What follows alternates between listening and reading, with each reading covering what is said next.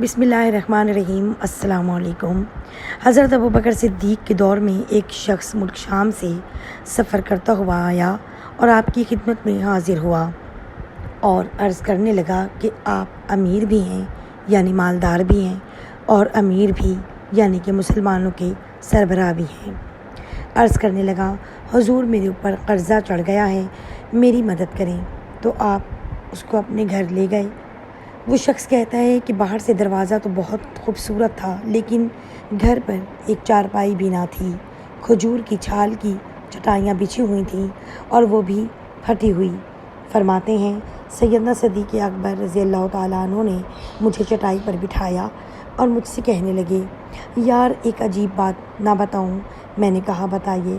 تو عرض کرنے لگے 3 دن سے میں نے ایک اناج کا دانہ بھی نہیں کھایا، کھجور پر گزارا کر لیتا ہوں، آج کل میرے حالات کچھ ٹھیک نہیں ہیں۔ تو وہ شخص کہنے لگا حضور اب میں پھر کیا کروں، میں تو بہت دور سے امید لگا کر آیا تھا۔ تو فرمانے لگے تو عثمان غنی رضی اللہ تعالیٰ عنہ کے پاس جا۔ وہ شخص کہنے لگا مجھے تو بہت سارے پیسے چاہیے ہیں۔ تو آپ نے فرمایا تیری سوچ وہاں ختم ہوتی ہے جہاں سے عثمان غنی کی سخاوت شروع ہوتی ہے، تو جا ان کے پاس۔ وہ شخص کہنے لگا آپ کا نام لوں کہ مجھے امیر المومنین نے بھیجا ہے؟ تو فرمایا اس کی ضرورت ہی نہیں پڑے گی، صرف اتنا بتانا کہ میں مقروض ہوں اور رسول اللہ صلی اللہ علیہ وآلہ وسلم کا نوکر ہوں۔ وہ شخص کہنے لگا وہ دلیل حوالہ مانگیں گے؟ فرمایا عثمان سخاوت کرتے وقت دلیل یا حوالے نہیں مانگتے، عثمان اللہ کی راہ میں دیتے ہوئے تفتیش نہیں کرتا اور سخاوت کرتے وقت لوٹانا عثمان کی عادت نہیں۔ وہ شخص کہتا ہے کہ میں چلا گیا، پوچھتا دروازے پر دستخط دی۔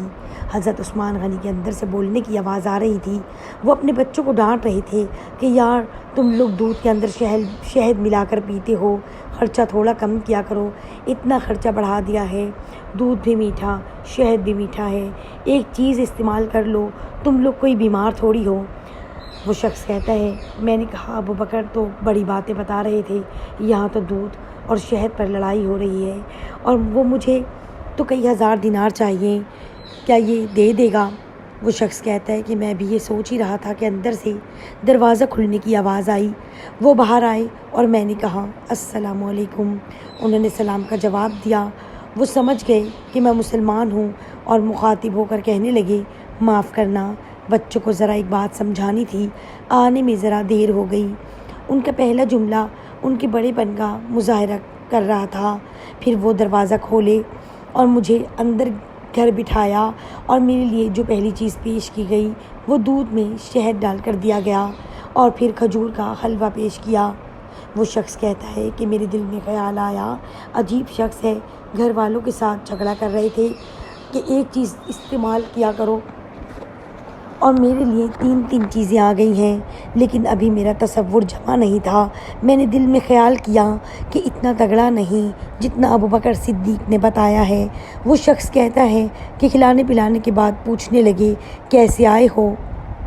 میں نے کہا میں مسلمان ہوں اور ملک شام کے گاؤں کا رہنے والا ہوں اور کچھ کاروباری مشکلات آئی ہیں تو مقروض ہو گیا ہوں اور میرے اوپر قرضہ ہے اور مجھے کچھ پیسوں کی حاجت ہے۔ کہنے لگا تو میں نے کچھ پیسے کہا تو انہوں نے ایک آواز دی تو ایک غلام اونٹ پر سامان لدا ہوا لے کر حاضر ہوا۔ وہ شخص کہتا ہے کہ مجھے 3000 اشرفیاں چاہیے تھیں، ابھی میں نے بتایا بھی نہیں تھا کہ حضرت عثمان غنی رضی اللہ تعالیٰ عنہ کہنے لگے کہ اس اونٹ پر تیرے لیے تیرے گھر والوں کے لیے میں نے کپڑے اور کھانے پینے کا سامان اور 6000 اشرفیاں رکھوا دی ہیں اور تو پیدل آیا تھا، اب اونٹ لے کر جانا۔ وہ شخص کہنے لگا میں نے فوراً سے کہا حضور یہ اونٹ آپ کو واپس کرنے کون آئے گا؟ حضرت عثمان رضی اللہ تعالیٰ عنہ نے فرمایا کہ واپس کرنے کے لیے دیا ہی نہیں ہے، یہ تحفہ ہے، تو لے جا۔ وہ شخص کہتا ہے کہ میں نے کہاں سے چلا، ڈھونڈتا مدینے آیا اور مدینے میں آیا تو اللہ نے مجھے جھولی بھر کے عطا فرمایا۔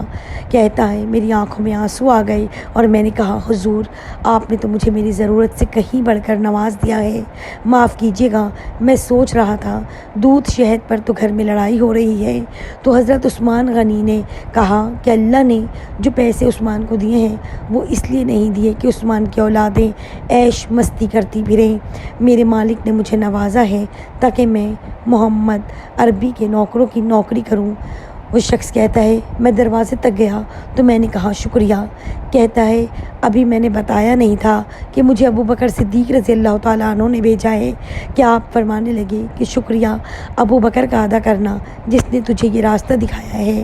وہ شخص کہتا ہے کہ میں نے کہا حضور آپ کو تو میں نے بتایا بھی نہیں کہ مجھے حضرت ابو بکر نے بھیجا ہے۔